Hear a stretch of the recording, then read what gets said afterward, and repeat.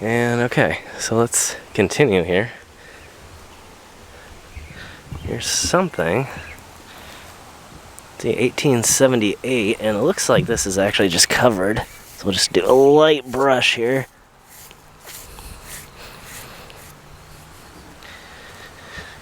It looks like Adele Jean Mogan, or Adele Jean Mogan. I think it's just all one word. It looks like there's not a space there.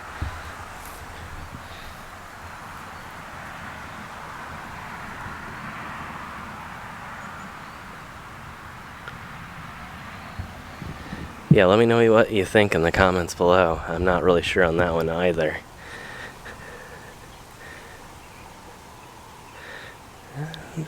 I'm guessing that's... How weird is it that that's the only thing lost in the brush? That's just insane. And the other chunk is just nowhere to be seen. It makes me actually wonder if somebody physically took that and moved it back into the brush, and that this here is the real last row, but you can kind of see how close some of the stuff up front is. So it really may not be. There may just be a lot lost in here, or it has been moved over the years. I'm not seeing any stones though.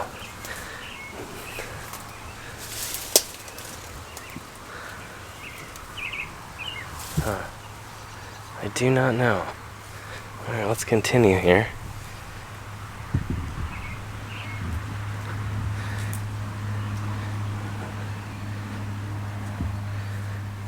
I guess it's actually bigger than I thought. We're gonna definitely get a few different parts here. A really old cross.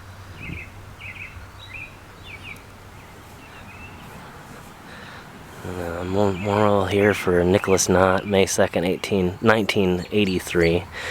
And then Clark, the Clark family, it looks like here. And James S., 1890 to 1970, and Alice, 1896 to 1966.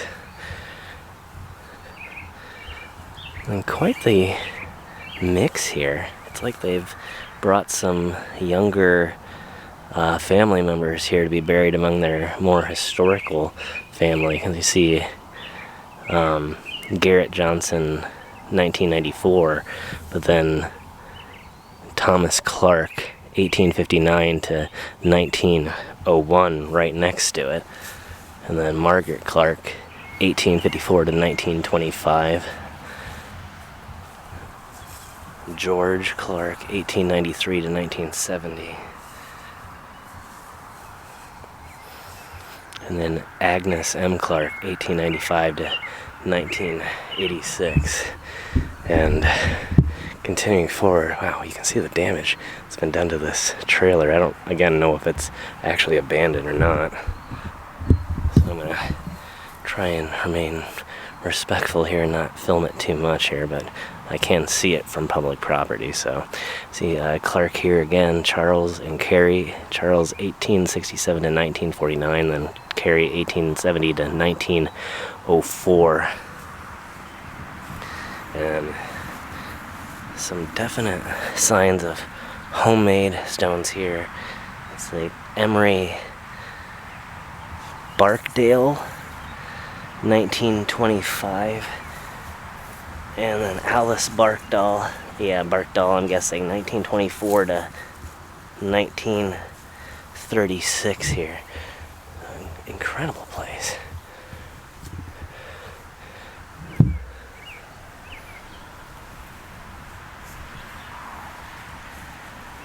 And another Clark here, Josephine C., 1860 to 1926.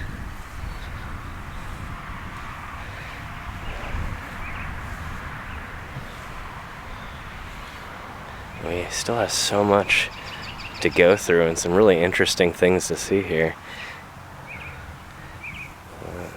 I just want to kind of continue moving down the outside here to see what all we can find along the edge.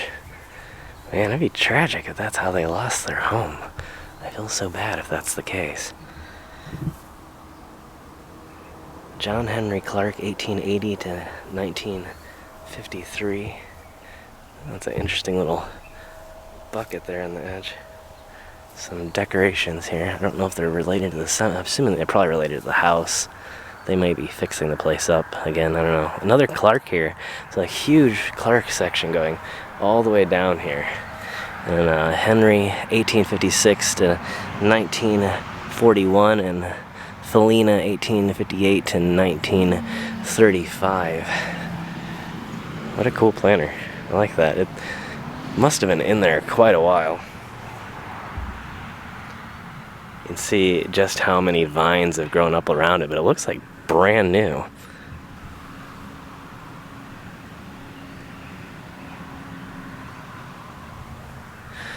And then this is a Heydrich here, Clarence A. Heydrich, 1896 to 1939, and Mary Heydrich.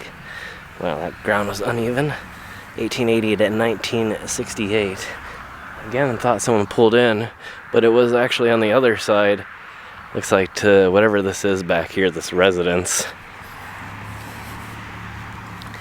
And it kind of looks like we've had some restoration work here. Wow, now that's an old one.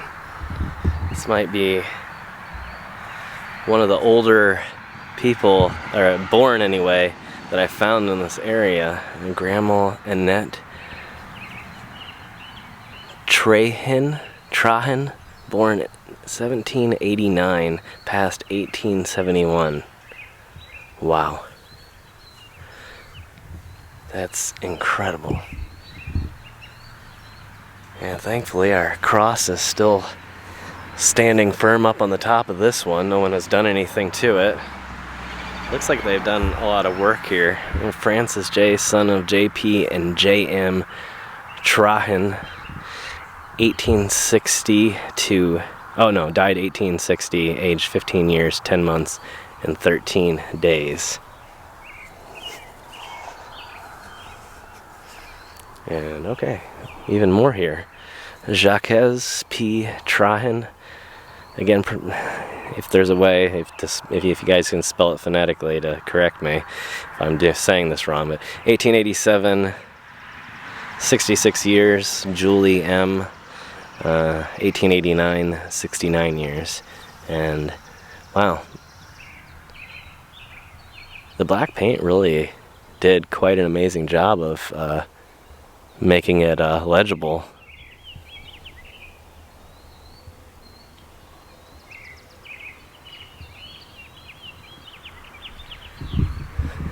And then moving down, you're gonna have to kind of skip in between the rows now, because you can see there's this large empty section, which again, now that I'm seeing how this works, I'm kind of doubting this is actually empty.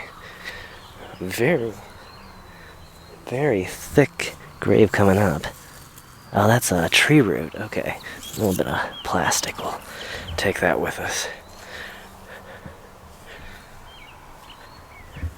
Wow, I might actually have to come back to this location. But I feel like I need to get as much done as possible because I have so many locations that I have not finished yet. So we have John Moscatello, 1869 to 1920.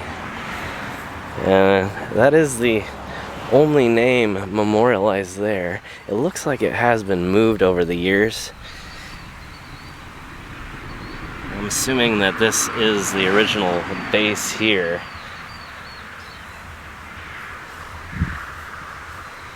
And okay, some of these are actually newer up here, so maybe it actually isn't the blink section that I thought it was initially.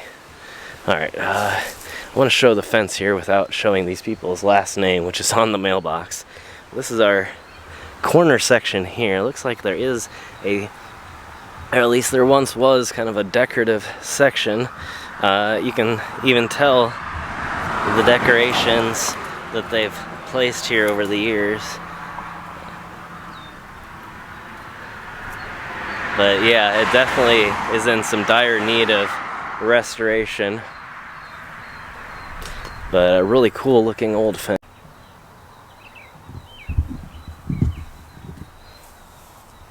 Alright, well, apparently instead of my camera starting a brand new file, it decided I had reached my maximum time and just shut me off. Luckily, I only missed like a few seconds of time. So we're at the original gate here. Again, I don't know if it's been maintained enough to actually... Oh, wow. It kind of functions.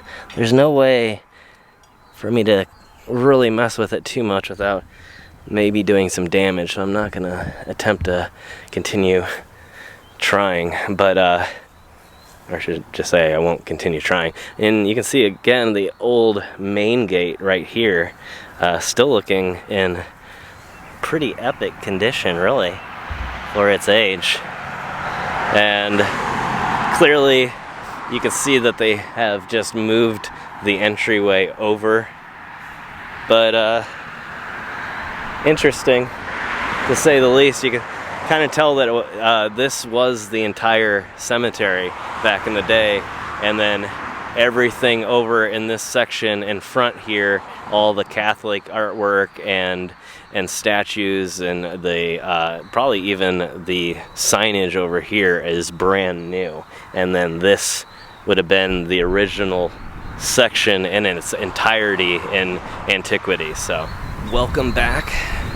This is probably like the second or third part of this series here in St. Patrick's Cemetery. So I think right now what we're gonna do is check out some of the newer artwork, and then we'll dive into more of the center of the historical section here. So, and right over here again is the historical section, and so I'm assuming based on the way the gate's laid out that this actually would have been the original property line, and then this was all purchased or donated.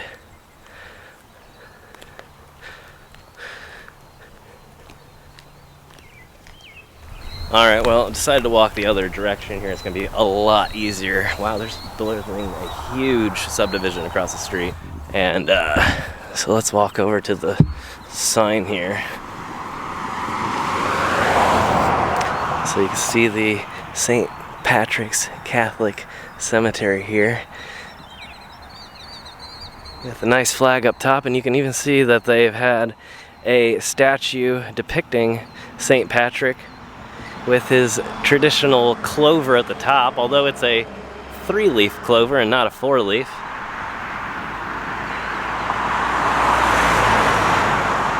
And kind of an odd expression on his face. It might have just been over there. Oh no, it's because there's glass eyes.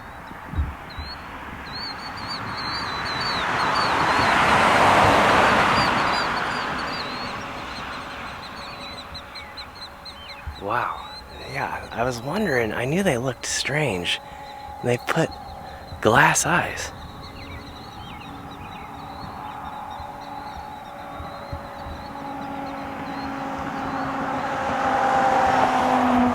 So, yeah, let me know what you think about that. I've never, ever found any Catholic artwork quite like that. That's crazy. It has real, well, again, I wouldn't say that real, like, clinical, medical, you know, I don't know if they're called prosthetics or what, but, yeah, it's not like that type, but clearly made to look human and not just a simple statue. And so, okay, let's see where we can kind of respectfully cross here.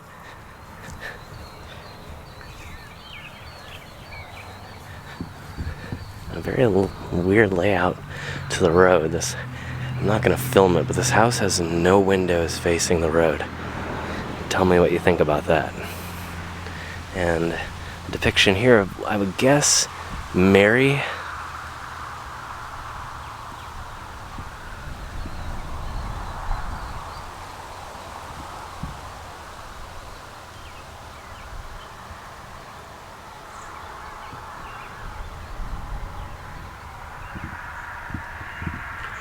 And some apparent damage to it.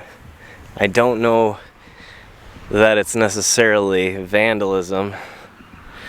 A person waved. That's a first. just a nice wave. Huh. It might just be rain. I think it is a cement sculpture. So it might just be that it's had some erosion damage over the years. I don't know why it creeps me out so much. It's just a house with 0 windows facing the road. There's nothing at all weird about that. Nothing whatsoever. What in the world?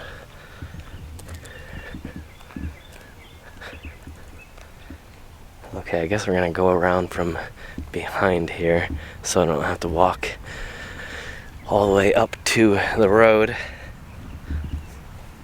Again, I'm surprised that I've actually maintained battery power.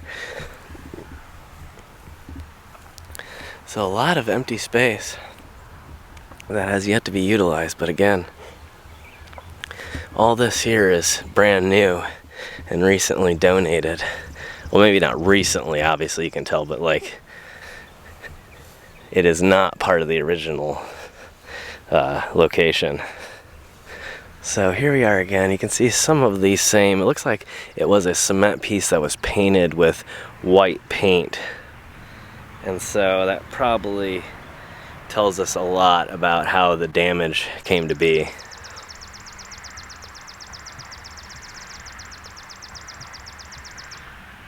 And this actually is dedicated to a family here.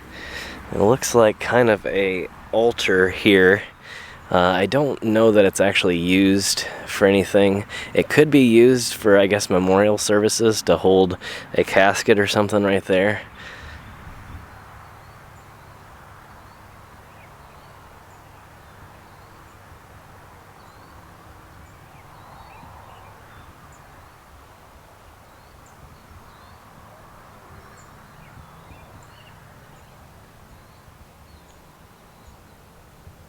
And I'm guessing this to be the, yeah, it looks like the exact same.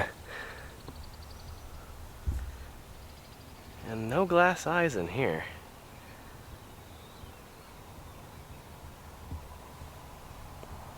And right here it says in memory of the Glucci family, who probably donated the money to have this built. And again, no glass eyes in our depiction of Jesus here on the cross. So kind of an interesting choice. Again, I don't really know. Let me know if you have any ideas. Any of our Catholic viewers out there, if you want to chime in and let me know if there is a real trend of putting glass eyeballs into the statues, such as St. Peter back there. Let me know. Let me know if it's also, should it have been a 4-leaf clover, or was the 3-leaf clover correct? So yeah, I'm interested to find out.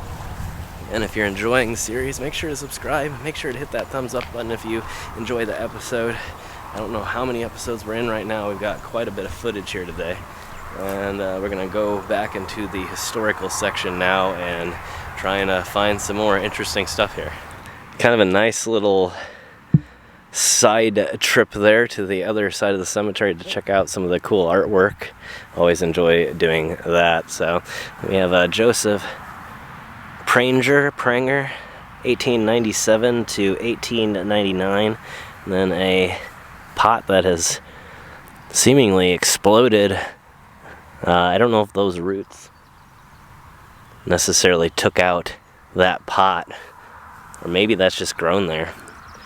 And then a section marker down here in the 55th section, or is that yeah, that's 55, section 55. And I think, although this is painted, I think this might actually be a plastic piece here depicting Mary. Looks like the Kinder family, Nicholas, 1858 to 1934. And Mary M., 1861 to 1934.